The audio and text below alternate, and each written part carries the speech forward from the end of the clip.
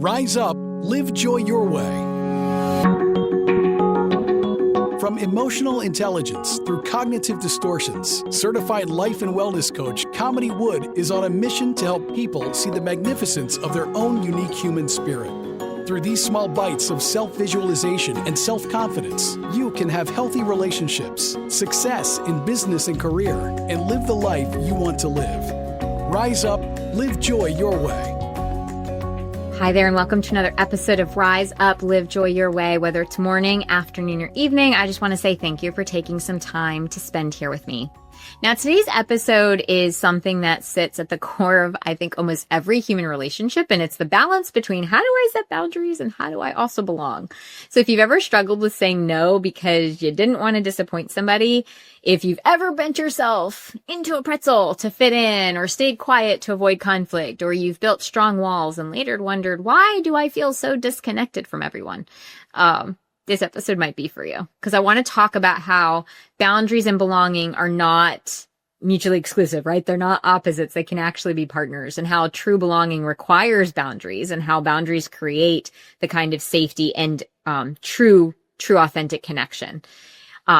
So let's just be honest. Boundaries can feel hard, and they can feel complicated, and they can feel super, super scary to set. For many of us, the word boundary truly brings up this internalized tension. It can feel selfish or cold or like you're pushing people away. And for those of us who may have grown up in environments where love felt conditional, boundaries can absolutely feel dangerous. Like saying no means that you're losing love. So we swing between two extremes. We either overgive and overextend and overexplain to keep the peace, or we completely shut down and just completely distance ourselves to avoid being hurt. So a lot of us will swing from one end or the other, but neither ends up bringing that true sense of belonging and acceptance. When we have no boundaries, we disappear in relationships. And when we only have walls, we are isolated. So true belonging happens on that spectrum in the middle, when we're both connected and separate, right? When we can say I'm here and I'm also me. It's that it happens within that idea of interdependence. So to understand why boundaries are so hard, we have to look at what's underneath them. And in my opinion, what really lives underneath setting boundaries is fear. Fear of rejection, fear of abandonment, fear of being misunderstood, fear of being judged, fear of being perceived that you're just selfish. And those fears are rooted in earlier experiences. Maybe you've learned that love does have strings attached, or in order to get connection before, there was a sense of compliance or performance or caretaking. That's how connection was created. So when you try to set a boundary as an adult, your nervous system screams like, no, you can't do that, because if you set this boundary, you're going to lose that person. And it can even happen like when we're trying to set small boundaries too, like even small things can feel huge. And so really what the invitation is to kind of rewrite some of those old patterns. Now, a wall says, I need to protect myself from you. A boundary says, I want to protect this relationship by being honest about what works for me and what doesn't, or what I need. So again, walls are blocking that connection, but boundaries actually offer this ability to clarify, what would work and what doesn't. So if we think of boundaries more as fences, they define, what works and what doesn't, what's okay, what's not okay, but they aren't built to push people out or to keep them clearly away, right? They're just there to allow for understanding to happen. So it's not that you're rejecting somebody, it's that you're creating a set of conditions where you can actually connect with them authentically. The hardest truth to accept, is that you cannot truly belong without boundaries. And I know that's pretty bold to say, but it's because if belonging requires you to shrink or to hide or to betray yourself, then it's not really belonging, right? It's compliance and fitting in. Belonging means that you're accepted with people as you are, not how they want you to be. And so that acceptance really starts with you. So when you know what you need and you honor those limits and you communicate them clearly, you're creating that foundation, that basis for others to do the same. Belonging that demands self-abandonment is not connection. That's a sense of control.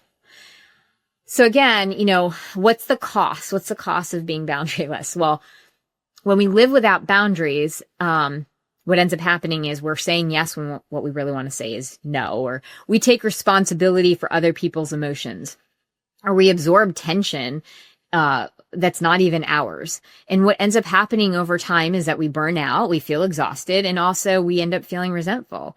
You start to feel invisible, or you start to feel used or underappreciated. And you may even start to resent the very people that you've been trying to please in the first place. And so that's actually the paradox of people pleasing, is that often an attempt to maintain that connection actually creates the result of ending that connection, right? Because true connection can only exist when both people are whole, they're whole versions of themselves coming together, rather than a portion of, half of somebody showing up in a relationship. So on the flip side, some of us swing too far to the other side. And so then after years of overgiving or being hurt, we say never again. And then we build these really thick emotional walls and we detach. I even had a client, who really was hurt by past relationships. And it's like, never again am I getting into another relationship. So he's keeping everybody at arm's length. And it's understandable because there was a lot of pain there, right? Like when you've been through betrayal or you've been through emotional abuse, that distance can feel like safety. But if the walls stay up forever, they also become their own internalized prison. Boundaries aren't meant to isolate you. They're just meant to create this sense of peace.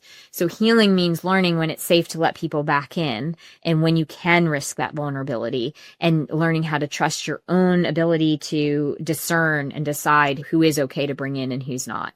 And your body plays a big role in all of this, because when you set a boundary, your nervous system may react as if you're in danger. Because again, it's scary to set a boundary when you haven't been doing it in the first place.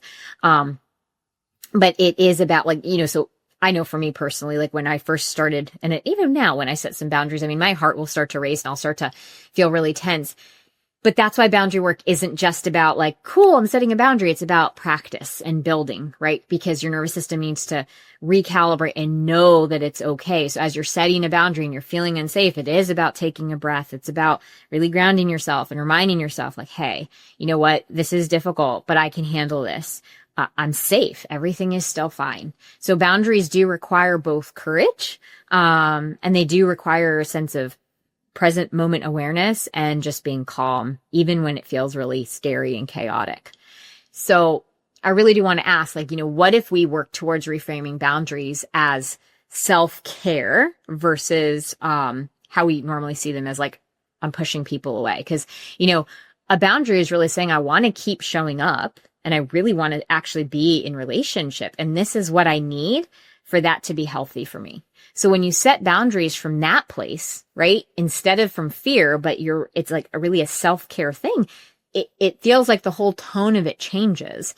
And you're not protecting, someone from you. You're just protecting what you're trying to build in terms of that connection. So if we were to make this more practical, some things that you could consider doing as you're learning how to set your boundaries. First thing is to really get clear for yourself on, your own internal values, because boundaries do protect what matters most. So if you ask yourself, okay, what are my core values? What are the things that are most important to me? Maybe it's respect or honesty or time or family, but you identify them. That's step number one. The other thing too with it is that you just notice resentment. Resentment is often a sign that a boundary is being crossed. So if you're starting to feel resentful, get curious with it, because maybe a boundary is needed. The other thing that I often talk about is start small. If you haven't been a boundary setter, practice things in those low stakes situations. Don't go for the hardest relationship to set a boundary with. Start small and communicate. Don't justify. You don't owe these lengthy explanations. Just, that's not going to work for me today. Or I'm going to need some time to think about that. And the other thing that I want to say is do expect discomfort. Setting boundaries is going to activate what might feel like guilt, or just, especially if you're a people pleaser, it just feels like you're being mean. So just really hold space for that and hold compassion. Self-compassion is huge. The goal isn't to punish yourself or to punish other people. Boundaries are really, again, a way that you're setting the stage for healthier connections. And true belonging begins with belonging to yourself, right? You can't belong with others until you really fully get to this place of trusting yourself and belonging to yourself. And so when you're rooted in your own self-worth and you don't need to over-explain your boundaries, you just need to know that you're protecting your energy and that it's not selfish. Belonging to yourself, truly honoring your needs, honoring your values without apologizing for them. Because when you do that, you will find absolutely that the belonging you feel with others also feels deeper.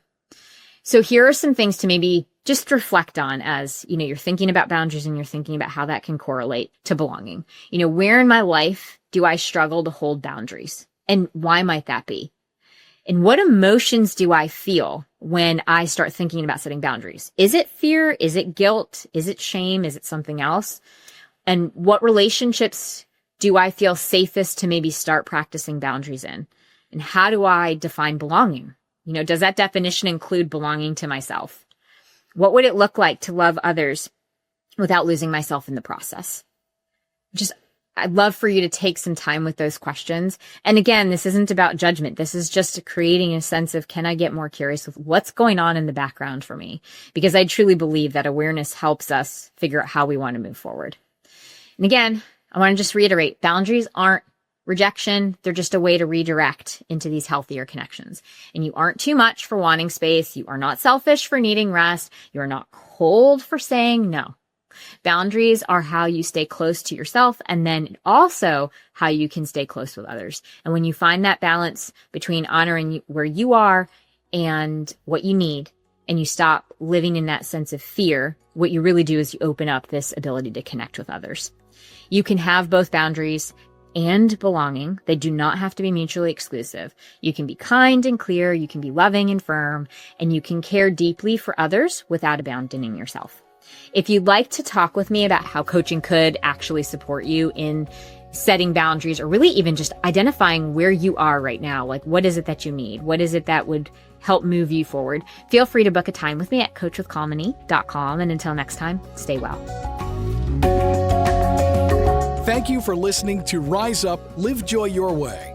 For more information, book a chat with Kamini at www.chatwithkamini.com or visit her website at www.kaminiwood.com.